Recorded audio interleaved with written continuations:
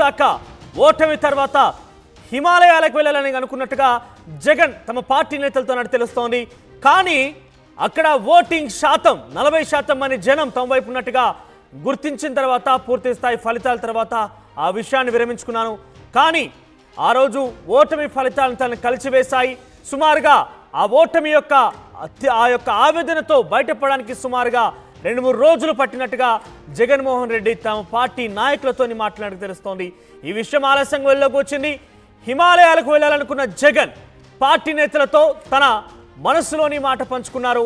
ఆలస్యంగా బయటకు వచ్చింది ఈ వ్యాఖ్యలకు సంబంధించిన అంశం. ఇక ఎన్నికల ఫలితాలు చూసి హిమాలయాలకు వెళ్ళాలనిపించింది. కానీ 40% ఓట్లు చూసి ఆగిపోయానని వైఎస్ జగన్మోహన్ రెడ్డి ఆయన తమ పార్టీ నేతలతో మాట్లాడిన సందర్భంలో చెప్పారట. ఇక ఫలితాలు చూసిన తర్వాత దాని నుంచి బయటకు రావడానికి నాకు 2-3 రోజులు పట్టిందంటూ కూడా జగన్ వ్యాఖ్యానించారట. ఇక 40% మంది తమ వైపు ఉన్నందు కారణంగానే కనీసం వారి కోసమైనా నేను నిలబడాలి, వారి కోసమైనా మాట్లాడాలి, వారి కోసమైనా పోరాడాలని ఒక ఉద్దేశంతోనే నేను ఈరోజు తిరిగి ఇక్కడే ఉన్నాను, మీ ముందు ఈ రకంగా ఉన్నా. లేదంటే హిమాలయాలకు వెళ్ళిపోయేవాడిని ఆ ఓటమి ఫలితాలు తనని కలిచివేశాయంటూ కూడా జగన్మోహన్ రెడ్డి మాట్లాడిన పరిస్థితి. సో ఏదేమైనా కూడా జగన్ బహుశా ఊహించి ఉండరు, అందుకే ఇంతటి స్థాయి వ్యాఖ్యలు చేశారు. అసలు ఆంధ్రప్రదేశ్ రాష్ట్ర రాజకీయాల్లో ఆయన మరొక 5 ఏళ్ల పాటు పరిపాలించబోతున్నారు. సుమారుగా 175కి 175 అనే రకంగా వై నాట్ 175 అంటూ కూడా ఆయన ముందుకు వెళ్ళారు. కానీ వై నాట్ 175 కాస్త 11 సీట్లకు పరిమితమైందంటే ఎంతటి ఘోర పరాజయం అని, ఎంతటి అవమానం అని గమనించాలి. సో ఈ నేపథ్యంలోనే జగన్మోహన్ రెడ్డి ఆ ఓటమి ఫలితాలకు సంబంధించి ఏదైతే ఆ రిజల్ట్స్ రోజు ఆ ఫలితాలు చూసిన వెంటనే హిమాలయాలకు వెళ్ళాలని ఆలోచించాను. కానీ 40% మంది జనాభా నా వెంట నడిచారు, నాకు ఓటు రూపంలో తమ ఓటు హక్కును వినియోగించుకున్నారు. కాబట్టి నాకు ఒక మ్యాండేట్ని ఇచ్చారు. కాబట్టి డెఫినెట్గా నేను ఉండక తప్పదిక ఆ ప్రజల కోసమైనా మాట్లాడే రకంగా ఉన్నాను. కానీ 2-3 రోజులు పట్టిన నాకు ఈ అంశం నుంచి బయటకు రావడానికి కూడా ఆయన నాయకులతో మాట్లాడి తెలుస్తోంది. కానీ ఈ అంశం చాలా ఆలస్యంగా వెళ్ళలోకి వచ్చింది. ఏదేమైనా కూడా జగన్మోహన్ రెడ్డి ఈ వ్యాఖ్యలు కనుక చూస్తే ఆయన ఓటమి ఎంత మేరకు దిగమింగుకోలేకపోయారు, డైజెస్ట్ చేసుకోలేకపోయారు అనేది చాలా స్పష్టంగా అర్థమవుతోంది. ఎస్ మాట్లాడదాం ఇదే అంశానికి సంబంధించిన ప్రతినిధి రాజేష్ ఫోన్లో సిద్ధంగా ఉన్నారు. ఎస్ రాజేష్, రాజకీయాల్లో గెలుపోవటం అనేది చాలా సహజం. గెలుపు అనేది డెఫినెట్గా ప్రతిసారి ఉంటుందని లేదు, ఓటమి అనేది అది కంటిన్యూ అవుతుందని లేదు. కానీ జగన్మోహన్ రెడ్డి ఒక ఓటమిని జీర్ణించుకోలేకపోయాడు. మరీ ఇంత ఘోర పరాజయాన్ని బహుశా ఆయన ఎక్స్పెక్ట్ చేసి ఉండరు. కానీ హిమాలయాలకు వెళ్తానని ఏదైతే వాళ్ళ నాయకులతో మాట్లాడినట్టుగా ఒక అంశం ఉందో అది చాలా బిగ్గెస్ట్ మాట. పూర్తిగా రాజకీయాలకే స్వస్తి చెప్తారని దాదాపుగా అనుకునేటువంటి మాట. సో దీనికి సంబంధించి అప్డేట్స్ ఏంటి, ఎందుకు ఈ ఆ రకంగా మాట్లాడాల్సి వచ్చింది? ఎన్నికల ఫలితాల తర్వాత నేతలతో వరుస సమావేశాలు పెట్టిన సందర్భంగా జగన్ తనకు కలిసినటువంటి పార్టీలో సీనియర్ నేతలు తనకు బాగా దగ్గర ఉండే నేతల్ని కలిసిన సందర్భంలో జగన్ ఈ వ్యాఖ్యలు చేసినట్టు తెలుస్తుంది. అయితే అవి దాదాపు 20 రోజుల ముందు చేసిన వ్యాఖ్యలు ఇప్పుడు బయటికి రావడంతో ఇది కొంత చర్చనీయాంశం అవుతుంది. రాజకీయాలకి సంబంధించిన అంశంలో జగన్ ఆంధ్రప్రదేశ్ లో కీలకంగా ఉన్నారు, రాష్ట్ర ముఖ్యమంత్రిగా పనిచేశారు.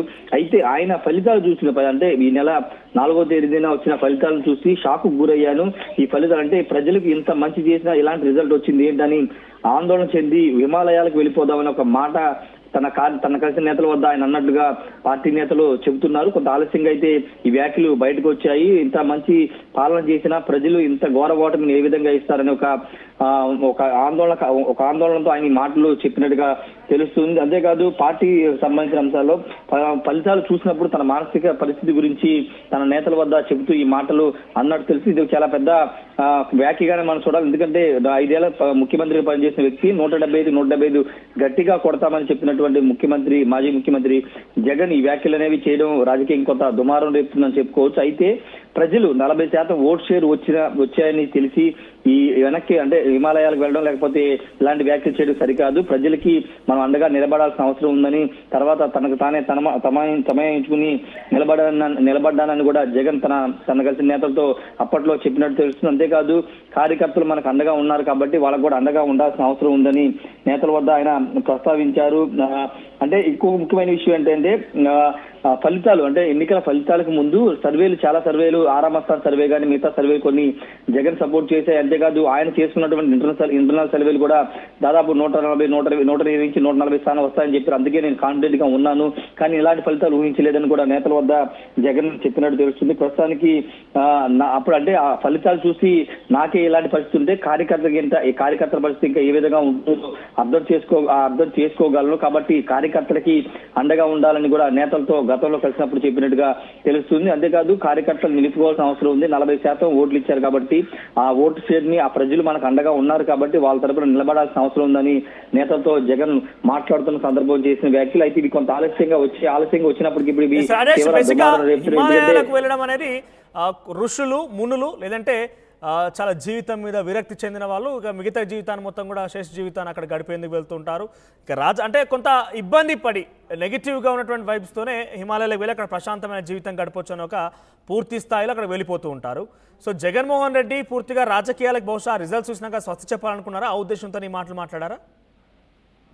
అవును, ఎందుకంటే ఫలితాలు అలా ఊహించలేదు. ఫలితాలు ఖచ్చితంగా గెలుస్తామని సర్వేలు చెప్పాయి, కానీ ప్రజల నుంచి స్పందన చూశారు. సభలకి భారీగా జనం వచ్చారు, మంచి చేశారు, పథకాల 10 ఇంటికి మేలు చేశామని చెప్పారు. కాబట్టి ఖచ్చితంగా ఫలితాలు వన్ సైడ్ గా వస్తాయి, వైసీపీ మరోసారి గెలుస్తుంది, అధికారంలోకి వస్తామని చాలా బలంగా జగన్ నమ్మారు. కానీ అనూహ్యంగా కేవలం 111 స్థానాలు మాత్రమే పరిమితం కావడంతో ఆయన ఊహించలే ఫలితాలు రావడంతో అది కొంత ఘోర ఓటమి. కాబట్టి దాని ద్వారా ప్రజలకు ఏమవ్వాలి వెళ్ళాలి అనే ఇదితోనే ఆయన హిమాలయాలకు వెళ్ళిపోతే పోతుంది అనే మాట వాడినట్టు తెలుస్తుంది. హిమాలయాలకు వెళ్ళిపోతే ఈ ఫలితాలు తనని బాగా బాధ కలిగించాయి కాబట్టి హిమాలయాలకు వెళ్ళిపోతానే మాట వాడారు. ఒక వైరాగ్యంతో ఈ మాట మాట్లాడినట్టు మనం అర్థం చేసుకోవాల్సిన అవసరం ఉంది. ఎందుకంటే ఆ స్థాయి నుంచి 151 స్థానాల నుంచి 11 స్థానాలు పడిపోవడం అనేది నిజంగా దేశ రాజకీయాలు చాలా తక్కువ సార్లు జరుగుతుంది. తమిళనాడులో గతంలో 90 దశకంలో జరిగిన పరిణామాలు అప్పుడు. కానీ ఇప్పుడు 2020 దశకంలో కూడా ఈ స్థాయిలో 151 స్థానాలు ఒక మ్యాండేట్ ఇచ్చిన తర్వాత 11 స్థానాలు పడిపోవడం అనేది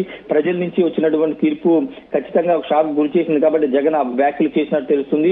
అయితే తర్వాత తేరుకుని ప్రజలు 40% ఓట్ షేర్ మనకి 40% వరకు ఓట్లు వేశారు కాబట్టి ఆ ఓట్ షేర్ నిలబెట్టుకోవాలి, వాళ్ళకి అండగా ఉండాలని కూడా నేతల వద్ద ప్రస్తావించారు. ప్రస్తుతం ఈ వ్యాఖ్యలు అనేవి జగన్ గతంలో చేసిన వ్యాఖ్యలు ఇప్పుడు బయటికి రావడంతో ఈ వ్యాఖ్యలు అనేవి అటు సోషల్ మీడియాలో రాజకీయంగా పెద్ద ఎత్తున చర్చ జరుగుతుంది, దుమారం కూడా రేగుతుంది. అయితే వైసీపీ నేతలు దీని మీద ఏ విధంగా స్పందిస్తారో చూడాల్సిన అవసరం ఉంది. ఎందుకంటే పార్టీని వదిలేసి హిమాలయాలకు వెళ్ళిపోవాలనుకున్నప్పుడు అలాంటిది ఆ స్థాయి వరకు ఆయన మైండ్ సెట్ వెళ్ళిపోయిన నేపథ్యంలో ఇక దిగువ కార్యకర్తల స్థాయి ఏ విధంగా ఉంటుందో మనం అర్థం చేసుకోవాలి. కాబట్టి ప్రస్తుతానికి అయితే ఈ వ్యాఖ్యలు అయితే రాజకీయంగా కొంత దుమారం రేపుతున్నాయి మనొచ్చు. రైట్ రాజేష్, ఓవరాల్గా రాజకీయాలకు జగన్ గుడ్ బై.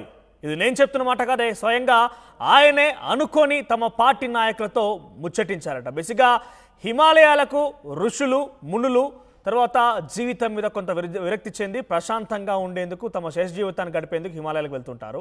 సో ఓటమి ఆ రోజు ఫలితాల తర్వాత ఫలితాలు చూస్తున్న నేపథ్యంలో తాను సైతం హిమాలయాలకు వెళ్ళాలనుకున్నాడనే ఒక మాట జగన్మోహన్ రెడ్డి తమ పార్టీ నాయకులతో ఆ రోజు చర్చించినప్పుడు మాట్లాడినట్టుగా తెలుస్తోంది.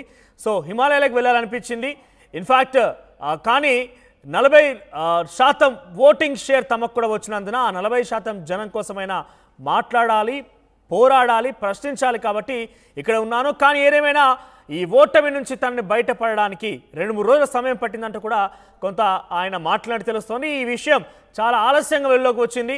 సో హిమాలయాలకు వెళ్ళాలనుకున్నానే ఒక మాట సర్వత్రా చర్చనీయాంశం అవుతుంది. అంటే జగన్మోహన్ రెడ్డిని ఓటమి ఎంతటి స్థాయిలో ఆయన్ని కలిసివేసి ఎంతటి స్థాయిలో ఆయన ఎమోషన్ గురి చేసిందని చాలా స్పష్టంగా ఈ మాటతో మనం అర్థం చేసుకోవచ్చు. మరి ఈ మాటకు సంబంధించి ఆంధ్రప్రదేశ్ రాష్ట్ర ప్రజానీకంగా మీరేమనుకుంటున్నారు? జగన్మోహన్ రెడ్డి హిమాలయాలకు వెళ్ళాలనుకున్నాను కానీ 40% ప్రజలు మన వెంట ఉన్నారని ఆగిపోయానంటే ఈ యొక్క మాట చాలా ఆలస్యంగా వెళ్ళలోకి వచ్చింది. దీనిపైన మీ అభిప్రాయం ఏంటి? జగన్మోహన్ రెడ్డి అంతటి స్థాయిలో ఆలోచన చేశారు, పూర్తిగా రాజకీయాలకే గుడ్ బై చెప్పాలనుకున్నారంటే ఎంతటి స్థాయిలో తీవ్ర మనస్తాపానికి గురయ్యారో ఒకసారి మీరు ఈ వ్యాఖ్యకు సంబంధించి ఏమంటారు? జగన్మోహన్ రెడ్డి హిమాలయాలకు వెళ్ళాలనుకున్నాడట, మీ ఒపీనియన్ ఏంటి? కామెంట్ రూపంలో తెలియజేసే ప్రయత్నం చేయండి.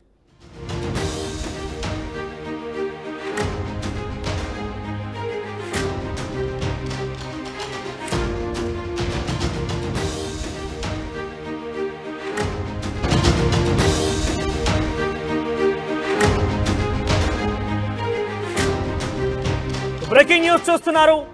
ఓటమి తర్వాత జగన్ తీవ్ర వ్యాఖ్యలు చేసినట్టు తెలుస్తోంది. కానీ ఈ విషయం ఆలస్యంగా వెళ్ళలోకి వచ్చింది. ఆ రోజు ఫలితాలు చూశాక ఓటమి తర్వాత హిమాలయాలకు వెళ్ళాలి. కానీ అక్కడ ఓటింగ్ శాతం 40% మంది జనం తమ వైపు ఉన్నట్టుగా గుర్తించిన తర్వాత పూర్తి స్థాయి ఫలితాల తర్వాత ఆ విషయాన్ని విరమించుకున్నాను.